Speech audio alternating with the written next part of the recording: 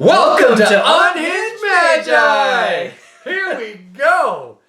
Today, we're going to be talking about strudel. One of my favorite desserts. It's so strawberry strudel, cinnamon strudel, and strudel with fish. It's so good. That is the best kind of strudel. So yes, and you got to get the fermented kind of fish. You can't just get any tartar sauce. With tartar sauce. You got to have extra tartar sauce. Oh, that's so good. I'm getting hungry already. Oh man, it's so delicious.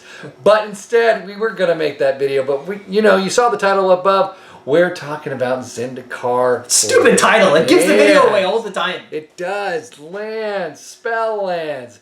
They're spells and they're lands. So for anyone who doesn't know, Zendikar is Zendikar Rising, right? Zendikar Rising. Zendikar Rising has these amazing genre of spells that are basically their lands and their spells. Here you go. There's the spell for you. Okay, for this one you create 2 4/4 angels and it gives all your stuff, it's a sorcery, gives all your stuff indestructible. Fantastic. Alright? Or you can put it into play, pay 3 life, untap this sucker, and it's just a land. I mean, that's so good. Right? So we definitely think these cards have some potential. There's combos out there, and we think these cards are going to have a pretty decent impact on a lot of different formats. I think Modern is going to get huge with this. With these spell lands, it's insane. You can literally now make a deck with no land. Yeah. I don't recommend it, but yeah, because you could. Because everything would come into play tapped. It would slow you down. It would slow you down really bad. Okay. However, because this one, I've been using this one a lot inside Arena, and all it is basically you take their creature and you can wump up with it, but it costs 5 mana. Well, I can't do it right now, so I'm just going to use it as a land, right? And I throw that land onto the board. Bam! I'm throwing it onto the board. And what's the one that's like a Wheel of Fortune that has you like dump cards and then draw cards? +1. I have that. It's a red one. It is a red. It's a red, and it's a red and 2 colorless. Let's see. It's not the Minotaur. Is it that one? I think it's this one. Yeah, it's this one. It's a Volcoric Awakening. Okay. The Valakut. Yeah, Valakut. Awakening. And then Valakut Stoneforge. Yes. And with this one, if you pay Wheel of Fortune price, 1 red and then 2 colorless, put any number of cards from your hand on the bottom of your library, then draw that many cards +1. That's an amazing ability. It is. And it works really well if you're trying to mill someone too, because there's that enchantment currently in Standard that's blue and 2 that's on the board that every card you draw, well, they get to mill 2 cards. And so it burns them really bad in a blue-red mill deck. And mill is huge right now. So we started thinking about the kind of combos that you could do with a card like this, where you could just at the start of the game just put them right into play as like a land, then later on pull them back to your hand and actually cast the spell part. And use it as like an artificial way to do card draw, effectively. Like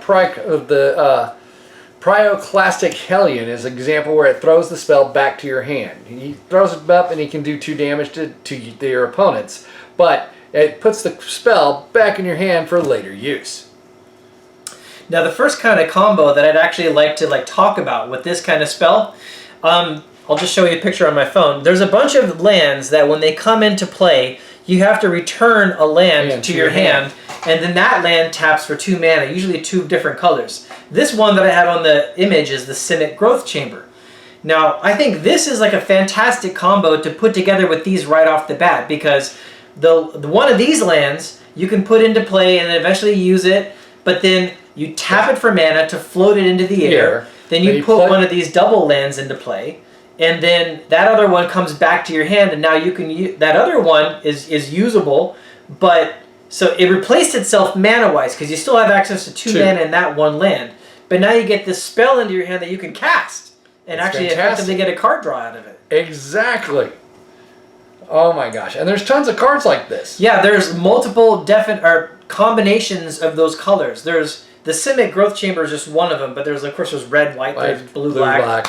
Yeah, they're just fantastic. So right off the bat, my head went like there, thinking that's an amazing combo to put together with these, and it's not even expensive. No, it's cheap, and it's gonna make things explode. I'm just saying. Any format that does not have a lot of land destruction and actually has access to those cards and these cards that's a solid strategy. It is. And then we also found Meloku, the Cloud Mirror, and she sends the cards back to your hand, creating 1/1 creatures. And you can send as many as you want, right? It's not tap. Yep. So you can send all the spells that you need back to your hand. I mean, that's in itself just brilliant. Yes, Plus you get a the 1/1 1/1 creature, and you get a spell to your hand. The 1/1 flyer, no less. Yes. But yeah, then those spells late game, you get to cast them out of your hand and do something pretty big, probably right at their face. Yes, exactly. Very good one. Okay, now I really like this one also. So we notice there's a lot of these different spell lands in Zendikar Rising, and so one thing I thought was really good was the Colony Gem. I think is how it's pronounced. I think it's pronounced that. Yeah, so the Colony Gem is fantastic because it actually comes into play for 4 mana, and you can immediately tap it for 2 mana of any one color. But you know, you can one of the lands you pull back, you could put back in play and tap, so you're only really net down 1. But you get a way to put that mana into a separate artifact and then get these spells back that you can again cast. And since it's colorless and it makes any color, it goes into just about any deck. Huge. All right, and then we have Deprive. Deprive is 2 blue, right? But he can return to a land, to your hand, to counter target spell. It's another way to get your spells back into your hand. It's KIS and simple. Basically like a counter spell that gets back one of your spells. Only 2 blue. Then we have Kagura's Disciple. Well, she can return a land. Who comes up with these names? I don't know. But who comes up with these names? They kill me all the time. And it's terrible because I can't pronounce anything. And you know, some of them have like letters that are right next to each other that make it look like another word. And then so I'll say that word thinking it's that. Then I'll look at it and be like, oh, it's not that. So she can return a land to your hand, and then you can search for your library for a basic land and put it into your hand. And then you have to shuffle your library. But you can get your spell off the board, and then you can play your basic land. Mm-hmm. So basically tap, pay it, return to the hand. It's good cycling. It's good cycling. Get those spell lands back to your hand and then cast them for like no real loss because then you get that other basic land back to your hand. Yeah. Oh, yeah. And then we have Mina the Dem Wildborn. I thought she was fantastic for this. Okay, so when she returns a land back to your hand, she gives a creature trample. However, she can play a land at an additional time during the turn. I mean, you have to play red and green, right? Red and green, yep. To return a target land back to your hand, but she gives the trample ability to any creature, but you can play an additional land. So you return it, put it back down if you want. That additional land play is definitely really good if you're using these lands for bouncing stuff and like doing additional abilities and bouncing them constantly. So, and there's so much synergy. There's so many of these red cards also that are spell lands as well. Exactly. It's a 4/4 creature for 4 mana is right off the bat. Really not bad. Okay. I don't think we didn't talk about her. Okay. So we've also got Floodbringer, which is a colorless and a blue for a 1/2 flying creature, and it has the ability to pay 2 mana to return a land you control to its owner's hand to tap target land. So you can start locking down your opponent's mana while at the same time you're getting back spell lands and able to cast them and do something really big in the game for like a really good late game move. Exactly. That is just fantastic. No, this is one of my favorites. Yeah, this is number 1. This big. In fact, I found it. I didn't even think so at first when I was looking at it, but then as I kept reading its abilities and thinking about it, I was like, no. And this is my favorite card that we now have. It's Enki, the Island Refuge. Now, it's a 5-drop, 2 blues, 2 greens, and a colorless for a 6/9 defender, which is already at its face. It's not too bad. Yeah. Even if nothing else was going on, it's not too bad. Yep. But go ahead. Okay, so you can draw a card, and then you may put a land down into play, which is amazing for your ramp. Drawing cards and putting lands into play. That's fantastic. Now, you should already have at least 5 mana out there, so even late game, it's not really going to be that much of an effect. However, the draw a card and the ability to play a land, but his next ability is fantastic. His next ability is you can return a land you control to owner's hand, and until the end of turn, he loses defender, so you can now attack, and he gains hexproof. And don't forget, he's 6/9, right? Yeah. That's a big fat creature. So for a 5 mana to get a 6/9 hexproof creature, that can swing for 6, and he returns land, and he gives you the ability to draw. Yeah, it's just there's so many ways that you could play that individual card with all of these Zendikar Rising land spells, basically. That one's insane. And notice also that ability you could do multiple times, the return a land to your hand to do something. So, I mean, you could even pair this together with other strategies where you fill your hand up with a bunch of cards, and then maybe do the red one and like blow them all away to draw more cards off of your library. Or you could pull, like maybe you pull a card back to give him hexproof, and they Swords to Plowshares him in response, but then you play his ability again. And so he's going to get hexproof in response. Yeah. So, I mean, there's so many ways that this card can go. It's just fantastic. Yeah. I never even heard of it before until we started doing that research. I have to admit, I didn't know about the turtle. Yeah. Okay, so now we have a Boro, the Breeze Caller.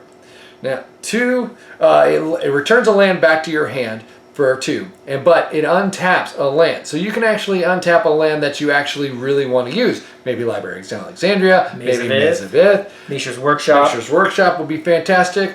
Mistress Factory. Yeah, maybe even Dude Ranch. Dude Ranch. Yeah, remember that Kildoran Outpost from Alliances? Everybody I knew called it Dude Ranch. Make a dude. But yeah, so that's fantastic, right? Boro Breeze Caller. Another great combo with these Zendikar Rising spell lands. And that's actually all we have on our list. Right. But we barely even searched. We barely searched. How long did we spend searching? Probably like 10 minutes. 10 minutes. That was the turtle one freaked me out though. Yeah, that was the best. The turtle one. He beat me to that one. I was like, oh my god. I kept on seeing all these strategies, and I was like, oh my gosh. This is huge, and we're playing in the lands standard, basically landfall and all that kind of stuff with Zendikar Rising. So we think it's going to have an impact on the Zendikar Rising boxes. Oh yeah, when people really start like putting those combos together and using this in the different formats. Yes, when it starts going into Modern, they're going to say, oh, I need some more of these cards. These boxes are going to go up. They just tanked. Okay, when they released the fact that they're going to ban this dude, the boxes tanked in price. I personally not for believe, long. Not for long. These things are going to go up in price, big time. I think they're going to go up. Well, maybe not big time. I don't know. Maybe big time. I don't know. These are going to go up in price, guaranteed. Get them while At least you the can. card prices are going to go up, and that usually reflects on the booster boxes themselves. So I'm just saying these are also limited, right? Because they're collector booster boxes. Yeah, that's right. Those are limited. There is limited supply of those. So that means these are going to go up in price. They're low right now. Get yours now before this spike, because I guarantee when people start playing Modern, they're going to figure it out. People are intelligent. Oh my gosh, that advice was unhinged. It was unhinged. I didn't think of it. That's good. But I'm just saying, get yours now. All right? Zendikar Rising will spell rise. Lands. Yes, it's a thing. It's a thing. It's a thing. These things are amazing. Some of these cards are just unreal. They're really pretty too. They're very pretty. But, it's all about playability. I have pretty cards that suck. So, yeah. Spoils from the Vault is one of my favorite artworks. But it's on a crappy card. Yeah. Wizards of the Coast, my request is to do something that makes that card awesome, because the artwork is just so good.